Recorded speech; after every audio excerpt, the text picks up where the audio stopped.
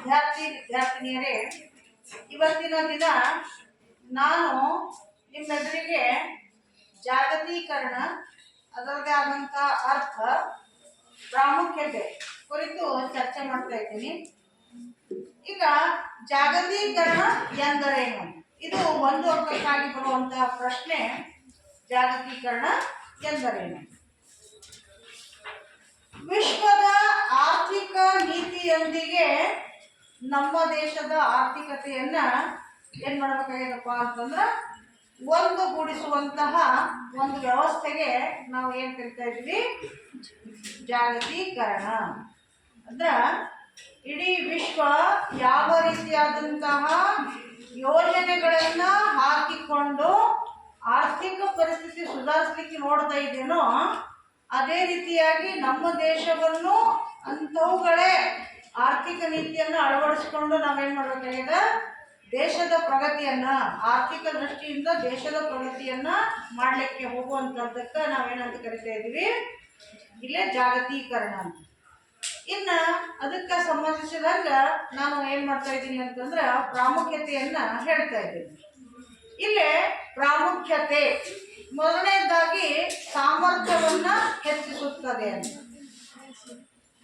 ಸಾಮರ್ಥ್ಯ ಇಂಗ್ಲಿಷ್ನಲ್ಲಿ ಅಬಿಲಿಟಿ ಅಂತ ಕರಿತೀವಿ ನಾವು. ಅಂದ್ರ ನಮ್ಮಲ್ಲಿರುವಂತಹ ಒಂದು ಸಾಮರ್ಥ್ಯವನ್ನ ಇದು ಹೊರಗೆ ಹಾಕ್ತಾ ಇದೆ. ಇದು ಅಂತಂದ್ರೆ ಜಾಗತೀಕರಣ ನಮ್ಮಲ್ಲಿರುವಂತಹ ಸಾಮರ್ಥ್ಯವನ್ನ ಏನ್ ಮಾಡ್ತಾ ಇದೆ? ಹೊರಗೆ ಹಾಕ್ತಾ ಇದೆ. ಅಂದ್ರೆ ಅವಕಾಶಗಳು ಅಂಥವುಗಳು ಒದಗಿಸಿಕೊಡ್ತಾ ಇದೆ. ಎಲ್ಲಾ ರಾಷ್ಟ್ರಗಳ ಜೊತೆಗೆ ನಾವು ಪೈಪೋಟಿಯನ್ನ ಮಾಡ್ತಿರ್ಬೇಕಾದ್ರ ಪ್ರತಿಯೊಬ್ರು ಏನ್ ಮಾಡ್ತಾ ಇದಾರಪ್ಪ ಅಂತಂದ್ರೆ ತನ್ನಲ್ಲಿರುವಂತಹ ವಿಶೇಷವಾದ ವಿಚಾರಗಳನ್ನ ಜನರ ಮುಂದೆ ಇಡ್ಲಿಕ್ಕೆ ಪ್ರಯತ್ನ ಮಾಡ್ತಾ ಇದ್ದಾರೆ. ಹಾಗಾಗಿರೋದ್ರಿಂದ ಈಗ ಪ್ರತಿಯೊಬ್ಬ ವ್ಯಕ್ತಿಯಲ್ಲಿ ಒಂದಿಲ್ಲ ಒಂದು ರೀತಿಯಾದಂಥ ಟ್ಯಾಲೆಂಟ್ ಇದ್ದೇ ಇರ್ತದ, ಅಬಿಲಿಟಿ ಇದ್ದೇ ಇರ್ತದ, ಸಾಮರ್ಥ್ಯ ಇದ್ದೇ ಇರ್ತದ. ಅಂತಹದ್ದನ್ನ ಅವಕಾಶ ಮಾಡಿ ಯಾವ್ದು ಕೊಡ್ತದಪ್ಪ ಅಂತಂದ್ರೆ ಜಾಗತೀಕರಣ ಮಾಡಿ ಕೊಡ್ತಾ ಇದೆ ಅನ್ನುವಂಥದ್ದು ಇಲ್ಲಿ ಹೇಳಲಾಗ್ತಾ ಇದೆ. ಇನ್ನ ಎರಡನೇದು ಉನ್ನತೀಕರಣಗೊಂಡ ತಂತ್ರಜ್ಞಾನದ ಬಳಕೆ ಮಾಡಲಾಗ್ತಾ ಇದೆ.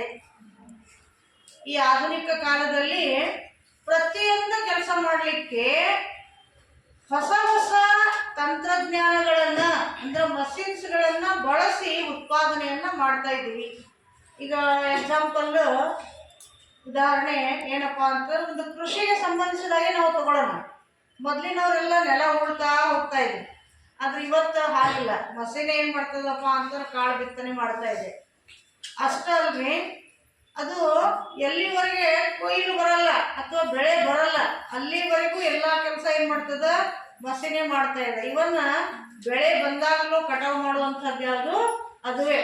ಹಾಗಾಗಿರೋದ್ರಿಂದ ಇದು ಕೃಷಿಯಲ್ಲಿ ಅಷ್ಟೇ ಅಲ್ರಿ, ಒಂದು ಕಿಚನ್ ರೂಮ್ ನಿಂದ ಹಿಡಿದು ಅಂದ್ರೆ ಅಡುಗೆ ಮನೆಯಿಂದ ಆಕಾಶದೆತ್ತರವರೆಗೂ ನಾವೇನ್ ಬಳಸ್ತಾ ಇದ್ದೀವಿ ಅಂತಂದ್ರ ಈ ತಂತ್ರಜ್ಞಾನಗಳನ್ನ ಬಳಸ್ತಾ ಇದ್ವಿ ಅಂತ, ಮಷಿನರಿಗಳನ್ನ ಬಳಸ್ತಾ ಇದ್ವಿ. ಹಾಗಾಗಿ ಇಡೀ ಜಗತ್ತಿನೊಳಗ ಎಲ್ಲೆಲ್ಲಿ ಏನೇನು ಮಷಿನ್ಸ್ ತಯಾರಾಗ್ಯಾವ ಅವೆಲ್ಲ ಬೇರೆ ಬೇರೆ ರಾಷ್ಟ್ರಕ್ಕೆ ಏನಾಗ್ತಾ ಇದಾವಪ್ಪ ಅಂತ ಮಾರಾಟ ಆಗ್ತಾ ಇದೆ. ಹಾಗಾಗಿರೋದ್ರಿಂದ ಇಲ್ಲಿ ಪ್ರತಿಯೊಬ್ಬರು ಏನ್ ಮಾಡ್ತಾ ಇದ್ವಿ? ಮಷಿನ್ಸ್ ಬಳಸ್ತಾ ಇದ್ದೀವಿ ಅನ್ನುವಂಥದ್ದು ನಮ್ಗೆ ಅರ್ಥ ಆಗ್ತದೆ. ಯಾಕಂದ್ರ ಅತಿ ಕಡಿಮೆ ಟೈಮ್ ಒಳಗ ಹೆಚ್ಚಿಗೆ ಕೆಲಸ ಯಾವ್ದು ಮಾಡ್ತದಪ್ಪ ಅಂತಂದ್ರ ಈ ಮಷಿನ್ಸು ಮಾಡ್ತದ. ಹಾಗಾಗಿರೋದ್ರಿಂದ ಇದು ಬಹಳಷ್ಟು ಒಳ್ಳೆಯದು ಅಂತ ಹೇಳ್ತಾರೆ. ಇನ್ನು ಮೂರನೇದಾಗಿ ಜಾಗತಿಕ ಗ್ರಾಮ. ಇಡೀ ಜಗತ್ತು ನಮ್ಮ ದೃಷ್ಟಿಯಲ್ಲಿ ಈಗ ಏನಾಗಿದಪ್ಪ ಅಂತಂದ್ರೆ ಒಂದು ಹಳ್ಳಿಯಾಗಿ ಅಂದ್ರೆ ಒಂದು ಗ್ರಾಮವಾಗಿ ಪರಿಗಣಿಸಲಾಗಿದೆ ಅಂತ ನಾವು ಹೇಳ್ತೀವಿ. ಇವತ್ತಿನ ದಿನ ನಾವು ವಿದೇಶಕ್ಕೆ ಹೋಗ್ಬೇಕು ಅಂತಂದ್ರೆ 6 ತಿಂಗಳ ಹೋಗೋ ಅವಶ್ಯಕತೆ ಇಲ್ಲ. ಆಗೆಲ್ಲ ಏನ್ ಮಾಡ್ತಿದ್ರಪ್ಪ ಅಂತಂದ್ರೆ ಸಮುದ್ರದ ಮೂಲಕ ಹಡಗಿನೊಳಗೆ ಕುತ್ಕೊಂಡು 6 ತಿಂಗಳ ಹೋಗಿ ಅಲ್ಲಿ ಹೋಗುವಂತ ಪರಿಸ್ಥಿತಿ ಇತ್ತು. ಈಗ ಹಂಗಿಲ್ರಿ, ಹೆಲಿಕಾಪ್ಟರ್ ಅದ, ಏರೋಪ್ಲೇನ್ ಅದ. ಎಲ್ಲಾ ದೃಷ್ಟಿಯಿಂದ ನಾವೇನ್ ಮಾಡ್ತಾ ಇದ್ದೀವಿ ಅಂತಂದ್ರೆ ದೇಶ ವಿದೇಶಕ್ಕೆ ಮುಂಜಾನೆ ಹೋಗಿ ಸಾಯಂಕಾಲ ಅಂತಂದ್ರೆ ವಾಪಸ್ ಬರ್ತಾ ಇದ್ದೀವಿ. ಅಷ್ಟಲ್ರಿ, ವಿದೇಶದ ವಸ್ತುಗಳು ಎಲ್ಲವೂ ನಮ್ಮ ಊರಿನ ನಮ್ಮ ಪಕ್ಕದ ಅಂಗಡಿಯಲ್ಲಿಯೇ ಸಿಗ್ತಾ ಇದ್ದಾವ. ಹಂಗಾಗಿರೋದ್ರಿಂದ ಜಾಗತೀಕರಣ ಏನ್ ಮಾಡಿದಪ್ಪ ಅಂತಂದ್ರೆ ಇಡೀ ಜಗತ್ತನ್ನ ಒಂದು ಹಳ್ಳಿ ಅಥವಾ ಗ್ರಾಮದ ವ್ಯವಸ್ಥೆಯಲ್ಲಿ ಮಾಡಲಾಗ್ಯದ. ಹಂಗಾಗಿ ನಮ್ಮ ಇಡೀ ಜಗತ್ತಿನ ವಸ್ತುಗಳು ನಮ್ಗೆ ಇವತ್ತ ದೊರಕ್ತಾ ಇದಾವ ಅನ್ನುವಂಥದ್ದು ಕಾಣ್ತಾ ಇದ್ದೀವಿ. ಇನ್ನು ನಾಲ್ಕನೇದಾಗಿ ಉದ್ಯೋಗಿಗಳಿಗೆ ಮುಕ್ತ ಸಂಚಾರಕ್ಕೆ ಅವಕಾಶ ಮಾಡಿಕೊಡಲಾಗಿದೆ. ಮೊದಲೆಲ್ಲ ಏನಪ್ಪಾ ಅಂತಂದ್ರ ನಮ್ಮೂರೊಳಗ ನಾವು ಕೆಲಸ ಮಾಡುವಂತ ಸ್ಥಿತಿ ಇತ್ತು. ಯಾಕೆ ಅಂತಂದ್ರೆ ಅವಾಗ ಕೃಷಿ ಬಿಟ್ಟರೆ ಬೇರೆ ಯಾವುದು ವ್ಯವಸ್ಥೆ ಇರಲಿಲ್ಲ. ಆದ್ರೆ ಇವತ್ತು ಎಲ್ಲರೂ ವೆಲ್ ಎಜುಕೇಟೆಡ್ ಅದಾರ, ಟ್ರೈನ್ಡ್ ಅದಾರ. ಹಂಗಾಗಿರೋದ್ರಿಂದ ಏನಾಗ್ತದಪ್ಪ ಅಂತಂದ್ರ ನಮ್ಮ ದೇಶದಲ್ಲಿ ಅಷ್ಟೇ ಅಲ್ಲ, ವಿದೇಶಕ್ಕೂ ಹೋಗಿ ನಾವೇನ್ ಮಾಡ್ಬೋದು, ಕೆಲಸ ಕಾರ್ಯಗಳನ್ನ ಮಾಡಬಹುದು. ಅಂಥದ್ದೊಂದು ಅವಕಾಶ ಯಾವ್ದು ಕೊಡ್ತದೆ, ಈ ಜಾಗತೀಕರಣ ಕೊಡ್ತಾ ಇದೆ. ಇನ್ನು ಅದೇ ರೀತಿಯಾಗಿ ಏನಪ್ಪಾ ಅಂತಂದ್ರೆ ವಿಶ್ವದ ಸ್ಪರ್ಧೆಗೆ ಅವಕಾಶವನ್ನು ನೀಡಲಾಗ್ತದೆ ಅಂದ್ರ ಮಾರುಕಟ್ಟೆಯಲ್ಲಿ ಬಂದಿರುವಂತಹ ಸಾಮಗ್ರಿಗಳನ್ನ ನಾವು ನೋಡಿದ್ದಾದ್ರೆ ಅವರು ಸ್ಪರ್ಧೆ ಮಾಡ್ತಾ ಇದ್ದಾರೆ. ಕಡಿಮೆ ಹಣದಲ್ಲಿ ಅತಿ ಹೆಚ್ಚಿನ ಗುಣಮಟ್ಟದ ವಸ್ತುಗಳನ್ನು ತಯಾರಿ ಮಾಡಿ ಜನರಿಗೆ ಕೊಡ್ಲಿಕ್ಕೆ ಪ್ರಯತ್ನ ಈ ಎಲ್ಲಾ ಜನ ಮಾಡ್ತಾ ಇದ್ದಾರೆ. ಸೊ ಹಂಗಾಗಿರೋದ್ರಿಂದ ಇಲ್ಲೇನಪ್ಪಾ ಅಂತಂದ್ರೆ ಸ್ಪರ್ಧೆಗೆ ಅವಕಾಶ ಮಾಡಿಕೊಡ್ತಾ ಇದೆ ಅಂತ ಇಲ್ಲೇ ಹೇಳ್ತಾ ಇದ್ದಾರೆ. ಇನ್ನ ಮಾನವ ಸಂಪನ್ಮೂಲದ ಬಳಕೆ ಅಂದ್ರ ಕೆಲವೊಂದು ರಾಷ್ಟ್ರಗಳಿಗೆ ಸಂಬಂಧಿಸಿದಾಗಿ ಜನಸಂಖ್ಯೆ ಕಡಿಮೆ ಅದ.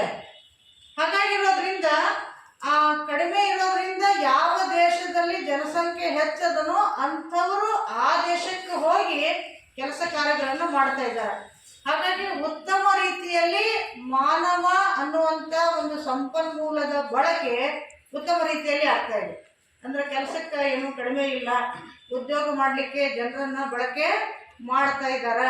ಹಾಗಾಗಿರೋದ್ರಿಂದ ಮಾನವ ಸಂಪನ್ಮೂಲದ ಬಳಕೆ ಉತ್ತಮ ರೀತಿಯಲ್ಲಿ ಈ ಜಾಗತೀಕರಣ ಮಾಡಿರೋದ್ರಿಂದ ಆಗ್ತಾ ಇದೆ ಅನ್ನುವಂಥದ್ದು ನಮ್ಮ ಕಣ್ಣಿಗೆ ಕಾಣ್ತಾ ಇದೆ.